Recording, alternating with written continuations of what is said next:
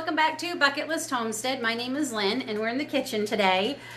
Today is going to be the start of some new recipes I am trying from my new cookbook. The Food in Jars Kitchen. 140 ways to cook, bake, plate, and share your homemade pantry. And I'm loving this book. As you can see, I've got lots of things I want to make. Now, that being said, let me push this in here. I got, why aren't you going in? There, trying to get into my cookbook holder. I made the tomato jam that I made for the Every Bit Counts challenge, one of my preserving days, out of this recipe, out of this cookbook rather, and it had a lot of sugar in it. And I know if I had used the pepper flakes, but we don't like them, it probably would have helped tone down the sugar. But then I had a subscriber, and I cannot remember which one it was, who mentioned that her cookbooks do have a lot of sugar in them, and she's actually updated it on her website, which I haven't had a chance to check for any of the things that she has changed, like bad edits that might have been in it or whatever. So I'm going to check that out. So I'm going to read you what the recipe is, and then I'm going to tell you what I'm using. So I guess I should tell you what I'm making. It's fruit butter baked oatmeal. And it is a great way, because I have so much fruit butter. Not only do I have apple fruit butter, but I have pumpkin butter. I have rhubarb butter. I have pear butter. I feel like there's another butter. What's the other butter? I feel like there's another one. Blueberry butter and strawberry butter. I have so many fruit butters and we like them, but we have a lot. And this is going to be a great way, I hope this is going to be delicious. I'm actually making this for my breakfast this morning.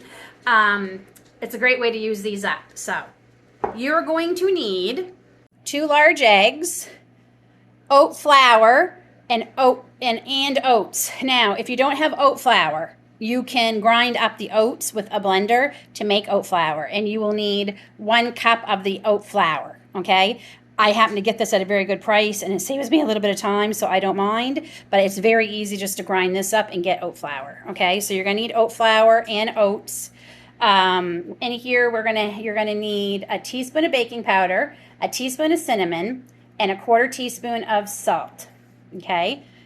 The recipe calls for raisins and pecans. I don't have either one of, I don't have any of them at all, so we're not adding them, but I did tell you, I did say I would tell you what was in the recipe. And I'm not a fan of raisins in things, I'm just not. The recipe is calling for a 1/4 cup of sugar. I'm using an 1/8 cup because my fruit butter has sugar, and I just feel like that's gonna be a lot of sugar, so we're gonna see. I don't even know if I need this, but I'm gonna make it with some sugar first and see, okay?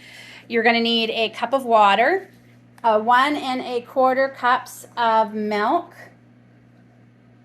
your fruit butter, which you're going to need a cup of, which is this 1/2 pint, which is perfect, some vanilla extract, and the sugar, okay? So this is what we're going to need. I also have my oven preheated to 375, and I have greased an 8-inch square baking dish. For those of you who are wondering, what do you do with blueberry extract and strawberry extract? This is definitely one way I would use it.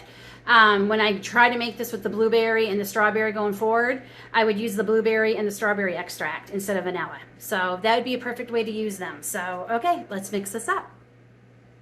So first we're going to need 1 cup of the oat flour. This is a 1/2 cup scoop. So, okay. So 1/2 cup.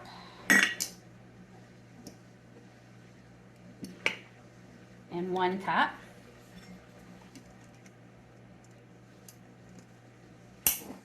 And then we need 1 1/2 cups of our oats, which is already measured out for us. Baking powder, the cinnamon, and the salt, which is all done for us.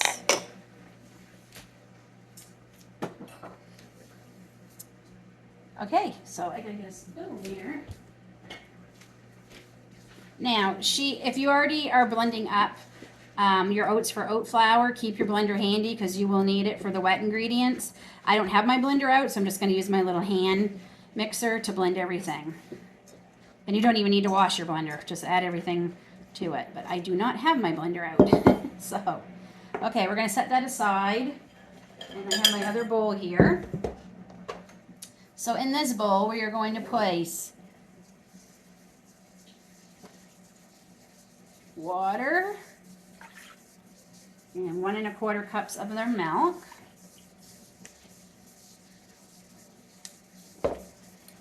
1 cup.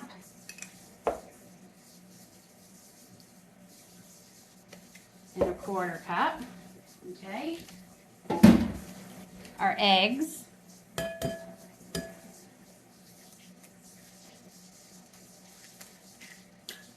1.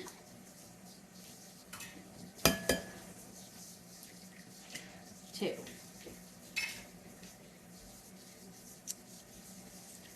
Our vanilla. I'd say that's a good teaspoon at least. The recipe calls for a teaspoon.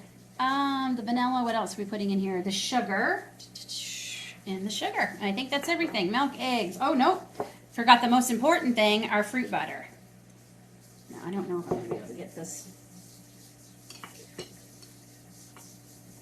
No, let me try it with this. Well, that's sealed. There we go. Okay. Smells good. There's my fruit butter. It looks good. So we're going to put this whole, so you need a cup, which is exactly this. That works out perfect.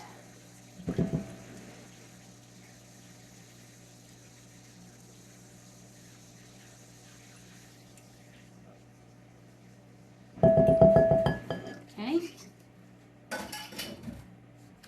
All right, and we're going to blend.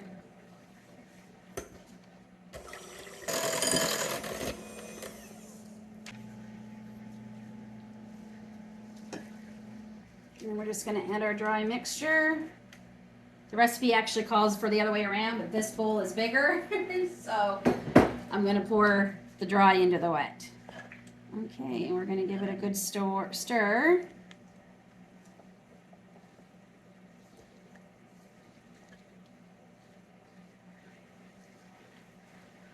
This is very liquidy. I hope these eggs are going to bind these. It smells amazing, I will say that. Okay, so we're just going to pour that into this. Bum, bum, bum.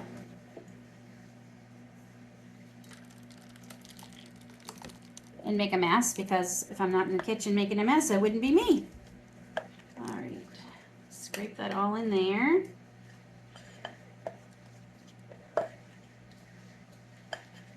Oh, it smells amazing. Okay, so we put this in the oven for 40 to 45 minutes. I'll let it cool, and then I'll come back and we will taste test this. Okay, it just came out of the oven, and I did 40, checked it. It still wasn't done, so this is after 45 minutes. It's a little bit brown on the edges. I like that, like the crispiness. So I'm just gonna let it cool for a few minutes, but it does say to serve this warm. So I think I'm gonna put a little bit of yogurt on top of it. So I'll go get that and we will slice it up.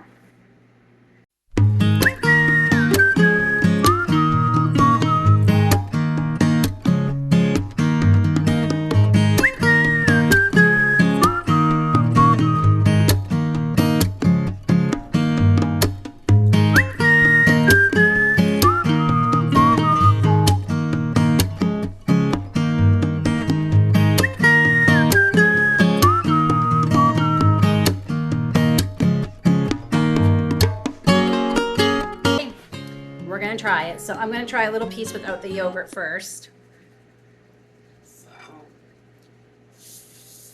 And the recipe does say it'll be slightly cakey. It also says that this if you can make it ahead and microwave it to warm it up with a little splash of milk. Apparently microwaves beautifully, but okay, here we go.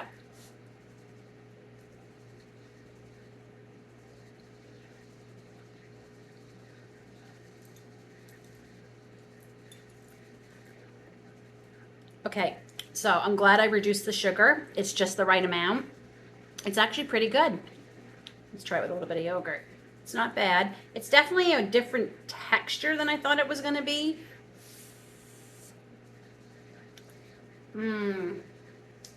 Wow, with the yogurt, it's really good. I think next time I'm going to reduce the water and add more butter, fruit butter. I can taste it a little bit, but not enough. But it's not bad. I'll make it again, but I'm going to tweak it. And I'm curious to try it with pumpkin butter. I think that will be really good. So I will say yes. This is a thumbs up. It's pretty good. Not bad. Maybe 8 out of 10. It can be better, which I will make it better. But okay, friends. So that's just the first of some new recipes coming your way, especially from that cookbook. I've got some new Pioneer Woman recipes I'm really curious to try. One is chicken parm soup. And the picture looks amazing. I'm hoping to make that for supper one day next week. So if you like this video, please don't forget to give me a thumbs up. It is the easiest way you can support my channel, by just hitting that thumbs up button. And if you haven't already subscribed, hit that subscribe. And so until then, take care, God bless, and we'll see you all soon.